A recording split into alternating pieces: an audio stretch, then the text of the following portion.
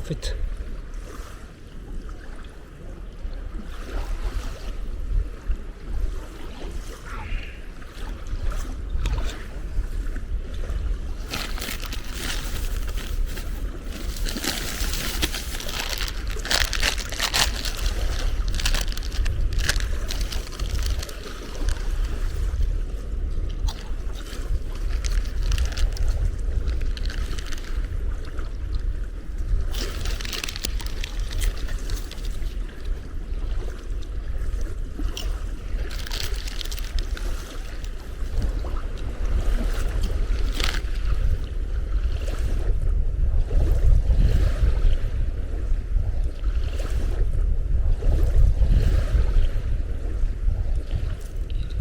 塞浦路斯的环境啊，真的非常非常好。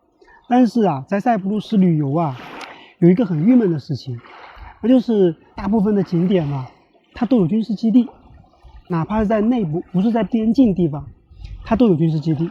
像我现在所在的这个海滩啊，往那边走就是一个军事基地，就拦起来了不让进。昨天呢，我在那边的一处海滩，逛的时候，走到军事基地去了。因为那个地方的围起来的地方它都已经坍塌了，所以我就没有注意到它是军事基地，所以结果呢我就走到那个军事基地里面去了。然后越往里面走，觉得太安静了，怎么一个人都没有呢？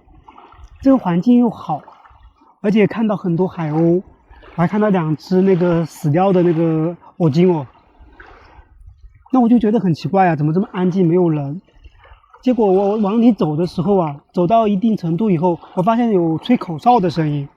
那我就看了哪里有吹口哨的啊，结果看到前面有一个塔楼，有站岗的卫兵在那里吹口哨。那我就意识到可能不能再往前走了。但实际上啊，我走的那个地方其实已经是军事基地了，我走到军事基地里面来了。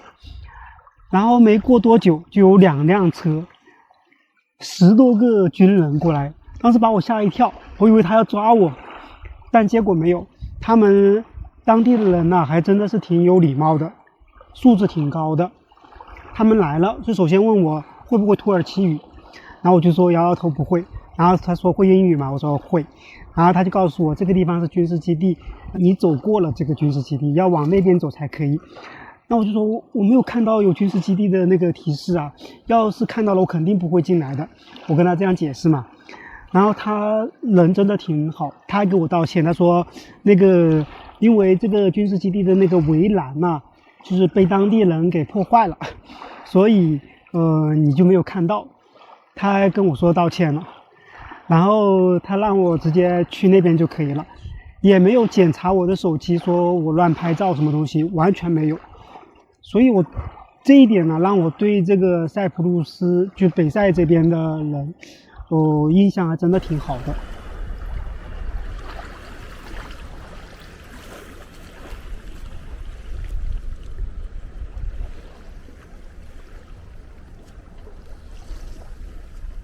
看我身后啊，有很多那种废弃的建筑，我不知道这个建筑为什么废弃啊？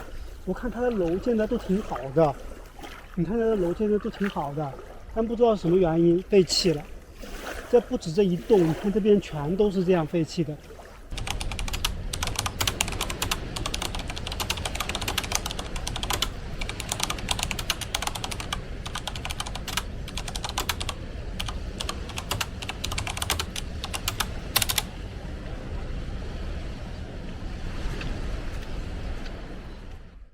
塞浦路斯的海滩啊，是全欧洲最干净的。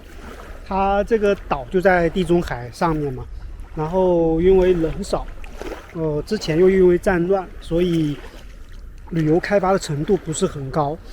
最佳的旅游方式肯定是自驾了，当然骑行也可以，因为它的那个起伏不是很高。如果你有自行车骑行的话，也是相当不错的。而且你从那个土耳其过来的时候啊，可以带自行车。